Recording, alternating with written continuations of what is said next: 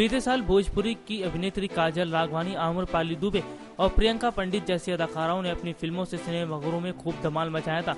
वहीं इन फिल्मों को देखने के लिए दर्शकों का उत्साह भी काफी देखने को मिला था। और सबसे बड़ी बात तो यह है कि कमाई करने के मामले में भी इनकी फिल्में पीछे नहीं रही थी।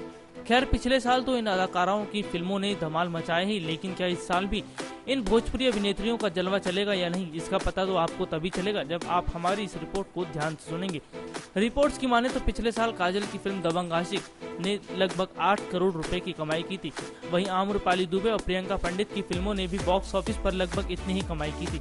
लेकिन भोजपुरी की अदाकाराएं इस साल भी एक से एक फिल्में कर रही हैं और इनकी सभी फिल्मों के पोस्टर देखकर यही लग रहा है कि सभी फिल्मों में उनका अलग अंदाज देखने को मिलेगा। फिलहाल इस बात का पता तो तभी चल पाएगा जब ये फिल्म बॉक्स ऑफिस पर रिलीज होंगी। नेक्स्ट 9 न्यूज रूम से राहुल की report. Subscribe now to receive new updates, reviews and news.